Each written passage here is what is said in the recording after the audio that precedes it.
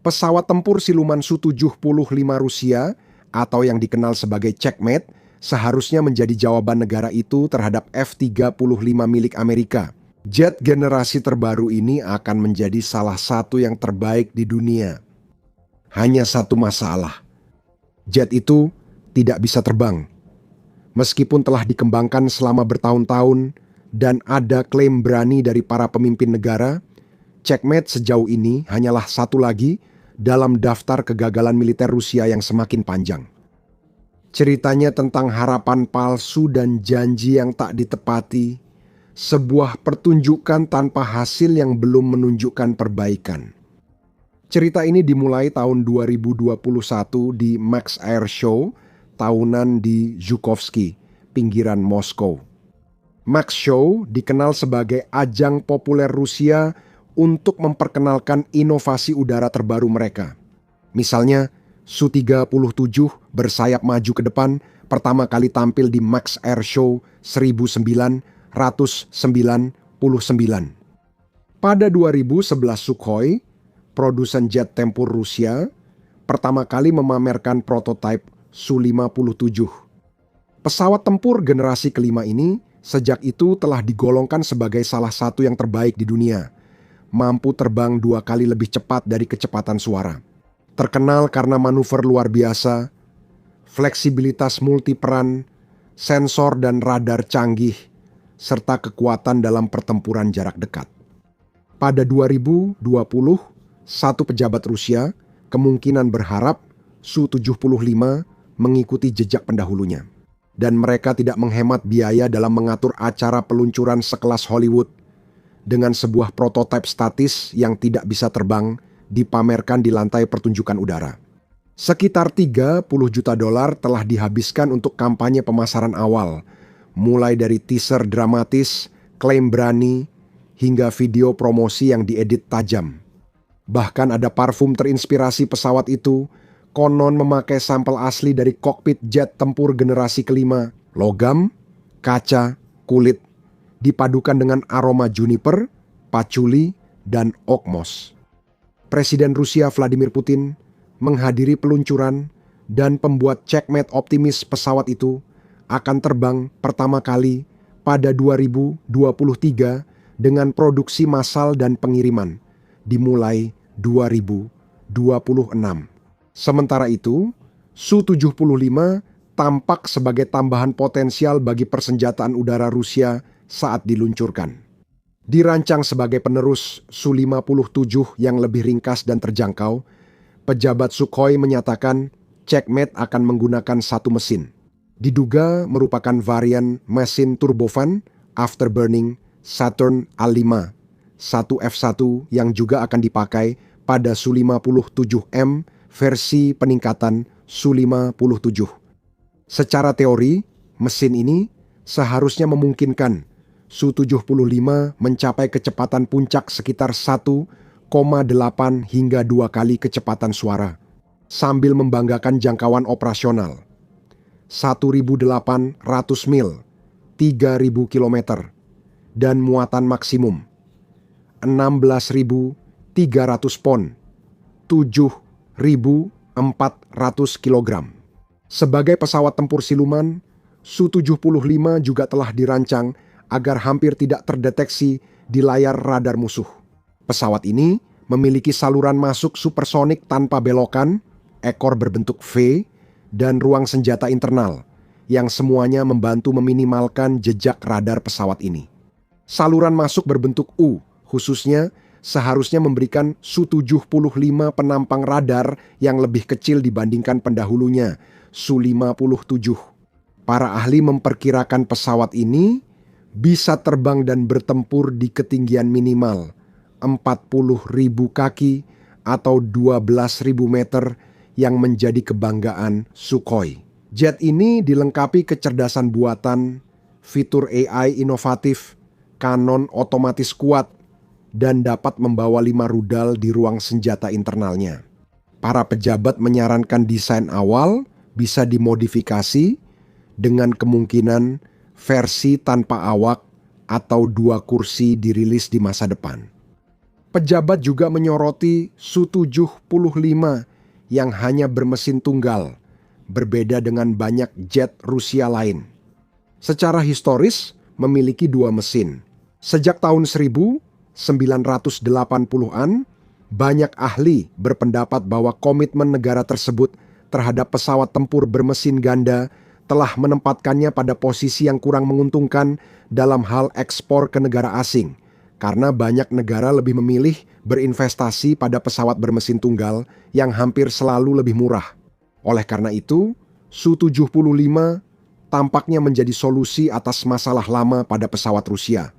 Dan pejabat Kremlin menyatakan antusiasme serta optimisme terhadap kekuatan dan potensi pesawat tersebut.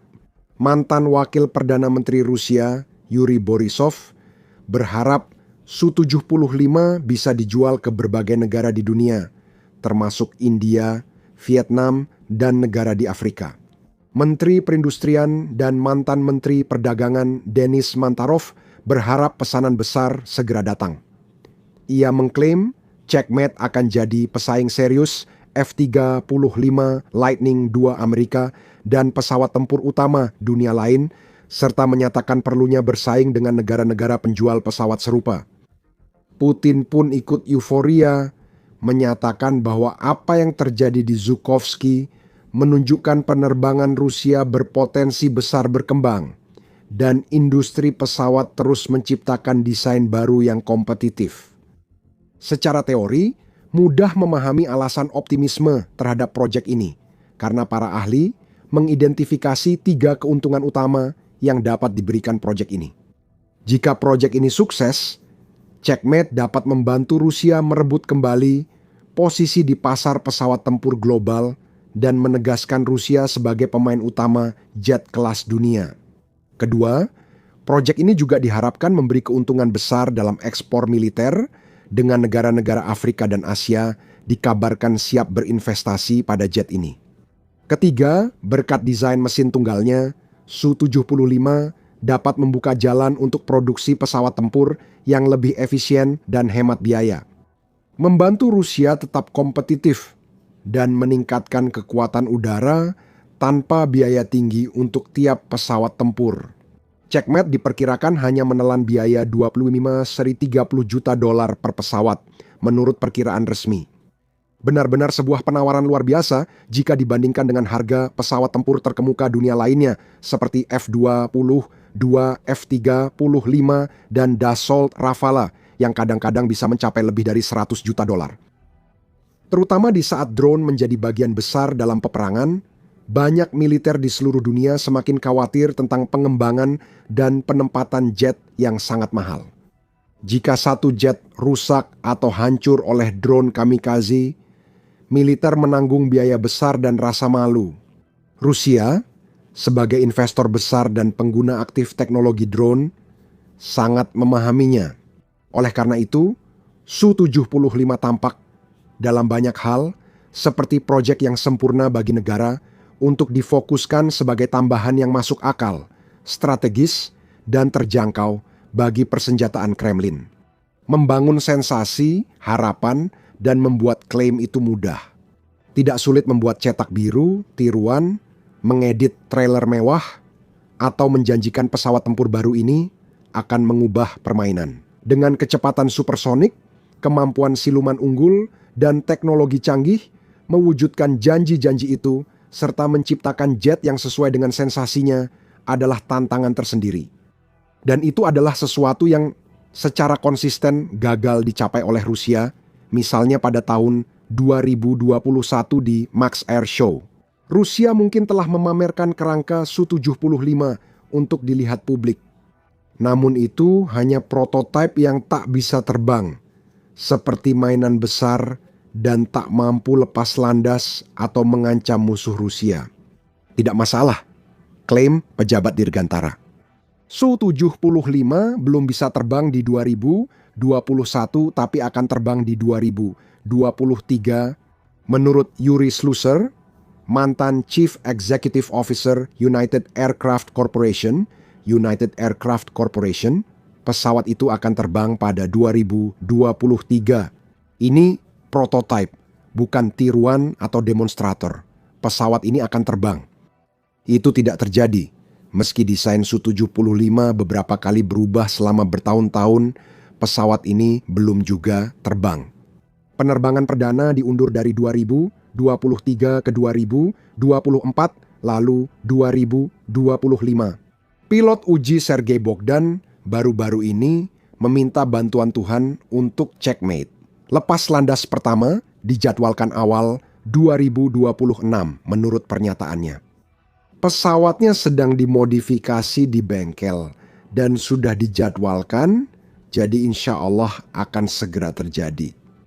Sementara itu, Rusia terus memamerkan model yang tidak bisa terbang di pameran udara tahunan. Misalnya, Dubai Air Show 2025 sekali lagi menampilkan prototipe badan pesawat Sukhoi 75 di lantai pameran. Chief Executive Officer Rostec, Sergei Chemysov, menyatakan prototipe itu hampir masuk tahap uji terbang.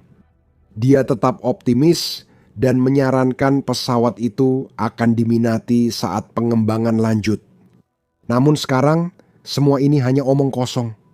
Terlepas dari pernyataan pejabat Kremlin atau industri, faktanya sudah jelas. Checkmate, dalam bentuknya saat ini, tidak memiliki nilai militer. Ini adalah jet yang tidak bisa terbang dan menjadi sumber rasa malu besar bagi para produsennya maupun industri militer Rusia secara keseluruhan. Masuk daftar proyek gagal seperti T-14. Armata seharusnya jadi tank terbaik, tapi terlalu mahal dan sulit dikerahkan di Ukraina. Atau Tupolev Pachda, pembom siluman yang pengembangannya terhambat puluhan tahun. Mengapa proyek ini sejauh ini menjadi kekacauan yang penuh hambatan, banyak awal salah, dan janji tak ditepati? Jawabannya bisa dirangkum dalam satu kata, perang.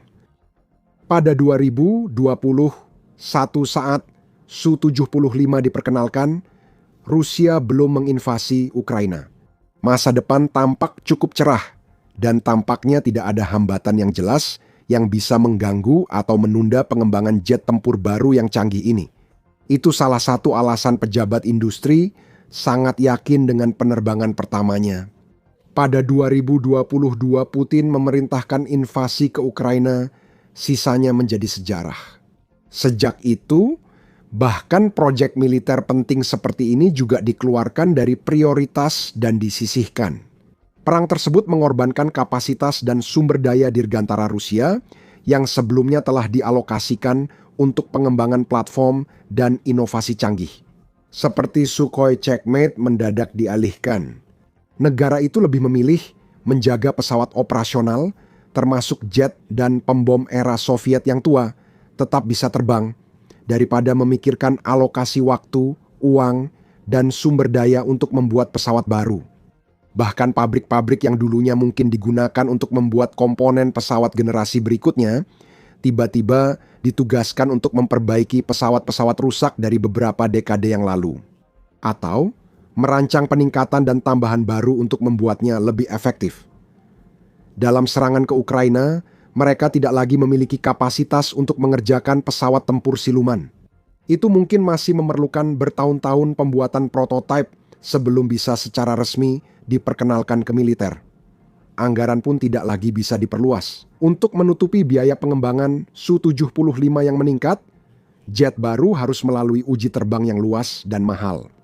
Kremlin lebih memilih mengalihkan dananya ke hal lain yang lebih mendesak, seperti membuat drone, bom luncur, dan rudal. Membayar gaji pribadi, masalah-masalah ini semakin memburuk seiring waktu. Sanksi internasional secara efektif membuat Rusia hampir mustahil untuk memperoleh atau memproduksi komponen inti yang dibutuhkan untuk melanjutkan pengembangan jet tempur generasi berikutnya. Seperti peralatan pemesinan presisi dan semikonduktor, elemen vital bagi sistem seperti Su-75 yang membutuhkan avionik canggih. Sanksi-sanksi itu akan makin ketat dan intens seiring waktu, sehingga impor dan ekspor makin sulit dikelola Kremlin. Sambil memberikan pukulan lebih berat pada ekonomi Rusia yang sudah terpuruk akibat biaya perang tinggi, produsen jet juga tak membantu situasi, menurut laporan. United Aircraft Corporation menugaskan desainer mengerjakan versi berawak dan tanpa awak Su-75 secara bersamaan sehingga beban kerja mereka menjadi 2 kali lipat. Membuat pesawat tempur tanpa awak, Unmanned Combat Aerial Vehicle, sangat sulit. Belum ada pesawat seperti itu yang digunakan dalam pertempuran nyata. Tim-tim yang mengerjakan checkmate hampir diberi beban kerja yang mustahil. Selain membangun jet baru dari nol dengan anggaran dan sumber daya terbatas, juga harus merancang sistem penerbangan otonom pertama di dunia. Akan lebih masuk akal jika mereka fokus menyelesaikan dan menerbangkan Su-75 versi berawak. Sebaiknya mereka segera mulai mengerjakan varian tanpa awak.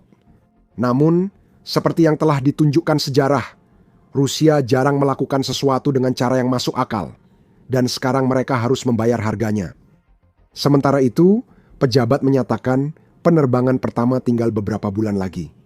Negara-negara lain ingin membeli checkmate untuk angkatan udara mereka, tapi buktinya sangat sedikit. Untuk saat ini, belum ada pesanan ekspor resmi untuk Su-75, dan itu bisa dimengerti tidak ada negara yang mau menginvestasikan puluhan atau ratusan juta dolar ke dalam pesawat yang bahkan belum terbukti mampu terbang.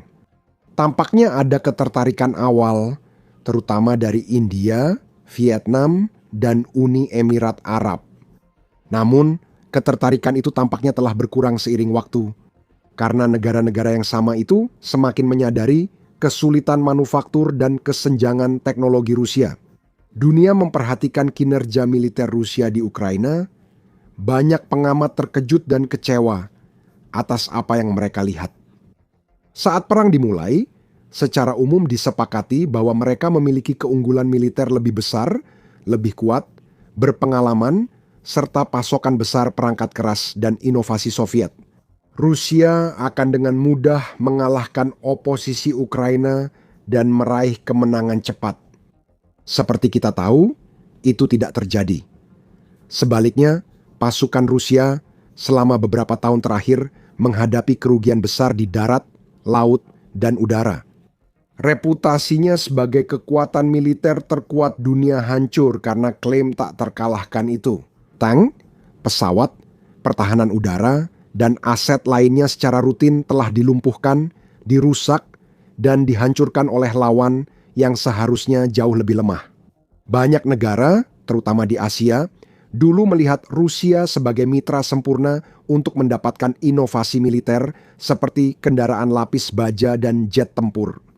Namun, kegagalan berulang negara itu di Ukraina telah membalikkan pendapat tersebut, membuat banyak orang bertanya-tanya apakah perlengkapan militer Rusia memang layak untuk diinvestasikan. Apalagi perang masih berlangsung dan belum ada tanda-tanda akan berakhir. Negara-negara yang telah lama memakai perlengkapan Rusia dan Soviet kini harus mempertimbangkan kembali apakah layak mengalokasikan anggaran militer besar untuk pesawat tempur dari negara yang telah berjuang begitu dramatis dan kemungkinan besar hanya akan menjadi lebih lemah, lebih miskin, dan semakin terisolasi dalam beberapa bulan dan tahun ke depan. Bagi banyak orang, jawabannya jelas dan beberapa negara telah menjauh dari program itu. Uni Emirat Arab dikabarkan menghentikan partisipasi dalam program itu pada 2023, sehingga menghilangkan sumber pendanaan dan dukungan pengembangan penting. Bahkan jika Rusia akhirnya menepati janjinya dan Su-75 benar-benar berhasil terbang, tidak ada jaminan bahwa program ini akan pernah dianggap sebagai sebuah keberhasilan, baik dari segi nilai pasar ekspor maupun dalam hal memperkuat persenjataan angkatan udara yang sudah ada. Bahkan, dalam banyak hal, tindakan Rusia sendiri di Ukraina telah membuktikan bahwa pesawat tempur generasi berikutnya seperti Su-75 mungkin sudah tidak banyak berperan lagi dalam angkatan udara Kremlin. Negara tersebut kesulitan dan gagal meraih superioritas udara pada awal perang. Segera fokus pada drone, peperangan elektronik, dan amunisi bodoh secara bertahap mengurangi kebutuhan jet seperti ini. Taktik Moskow berfokus pada perang atrisi dan serangan brutal membombardir Ukraina dengan banyak drone dan artileri untuk melemahkan pertahanannya. Sekali lagi, jet tempur tampaknya tidak benar-benar cocok dalam gambaran ini. Dan meskipun program ini belum berjalan, rasanya sudah ketinggalan zaman dan tidak selaras dengan pemikiran militer modern. Meski pejabat Rusia mengklaim Su-75 baik-baik saja dan prototipe terbang mungkin muncul 2026, sulit melihat jet ini memberi dampak besar bagi militer atau ekonomi negara itu. Meski prototipe berhasil terbang, produksi massal skala industri tetap butuh waktu lama. Para eksportir akan makin sulit menarik minat internasional pada jet ini karena sanksi barat yang semakin kuat dan banyak. Pada akhirnya, Su-75 adalah contoh lain yang menonjol dari salah urus, ketidakmampuan, dan pandangan sempit Rusia. Pesawat ini dirancang untuk menyaingi F-35 dan masuk jajaran pesawat tempur terbaik. Sebaliknya, pesawat ini adalah kegagalan yang tidak pernah terbang, sebuah proyek yang terlalu dibesar-besarkan dan berantakan yang sama sekali tidak mencapai apa-apa, meskipun telah dikembangkan selama bertahun-tahun, dengan masa depan yang makin tidak pasti seiring waktu. Prospek Rusia juga suram. Dengan ekonominya mendekati resesi, utang meningkat, dan pendapatan minyak menurun akibat sanksi yang makin berat. Semua itu dijelaskan rinci di sini. Tonton video ini untuk mengetahui fakta di balik tingginya korban Rusia. Laporan terbaru menunjukkan tentara Kremlin kehilangan prajurit dengan tingkat yang tak bisa dipertahankan. Terakhir, jangan lupa berlangganan saluran kami untuk analisis militer mendalam dan berita terbaru perang Rusia-Ukraina serta konflik penting dunia.